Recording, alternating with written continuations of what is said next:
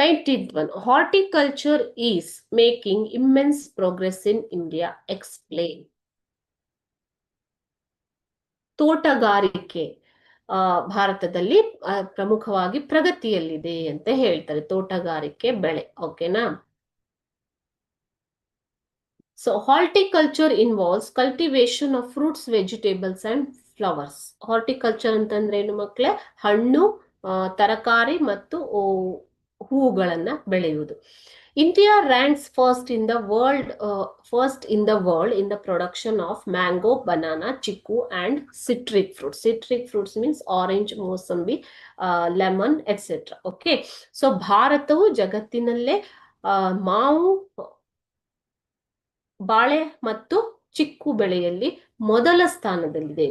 Due to this the government is giving more importance to horticulture and this field is witnessing immense progress. Okay, so ಈ ಒಂದು ಬೆಳೆಗಳಲ್ಲಿ ಪ್ರಮುಖ ಸ್ಥಾನದಲ್ಲಿ ಭಾರತ ಇರುವುದರಿಂದ, ಮೊದಲ ಸ್ಥಾನದಲ್ಲಿ ಇರುವುದರಿಂದ ಸರ್ಕಾರವು ಕೂಡ ಇದಕ್ಕೆ ಒಂದು ಮಹತ್ವವನ್ನ ಕೊಡ್ತಾ ಇದೆ, ತೋಟಗಾರಿಕೆಗೆ. ಸೊ ತೋಟಗಾರಿಕಾ ಇಲಾಖೆ ನೀವು ಕೇಳಿರ್ತೀರ ಅಲ್ವಾ? ಸೊ ಈ ಇಲಾಖೆಯನ್ನ ಸ್ಥಾಪಿಸುವುದರ ಮೂಲಕ ಅತಿ ಹೆಚ್ಚು ಒಂದು ಸಬ್ಸಿಡಿ ಅಥವಾ ಯಾವುದೇ ರೀತಿಯ ಉತ್ತಮ ಬೀಜಗಳು, ಈ ರೀತಿ ರಾಸಾಯನಿಕ ಗೊಬ್ಬರಗಳು ಅವುಗಳನ್ನ ಸಪ್ಲೈ ಮಾಡೋದ್ರ ಮೂಲಕ, ತೋಟಗಾರಿಕಾ ಇಲಾಖೆಯ ಮೂಲಕ ಸರ್ಕಾರವು ಪ್ರಾಮುಖ್ಯತೆಯನ್ನು ಕೂಡ ಕೊಡ್ತಾ ಇದೆ.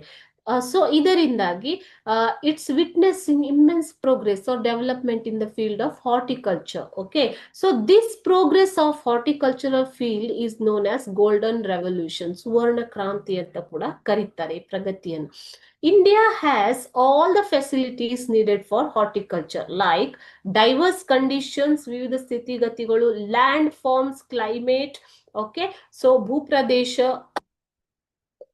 ಮತ್ತು ಸೂಕ್ತವಾದ ವಾತಾವರಣ, ಮಣ್ಣು, ಸಾಯಿಲ್, ಇರಿಗೇಷನ್ ಫೆಸಿಲಿಟೀಸ್, ನೀರಾವರಿ ಸೌಲಭ್ಯ, ಲೇಬರ್, ಕಾರ್ಮಿಕರು, ಮಾರುಕಟ್ಟೆ, ಗವರ್ಮೆಂಟಲ್ ಎನ್ಕರೇಜ್ಮೆಂಟ್, ಸರ್ಕಾರದ ಒಂದು ಉತ್ತೇಜನ, ಈ ರೀತಿ ಎಲ್ಲ ಸೌಲಭ್ಯಗಳು ಕೂಡ ಭಾರತದಲ್ಲಿ ತೋಟಗಾರಿಕೆಗೆ ಸಿಗ್ತಾ ಇದೆ. All these facilities are available in India for horticulture. Okay, so because of this, horticulture is making immense progress in India.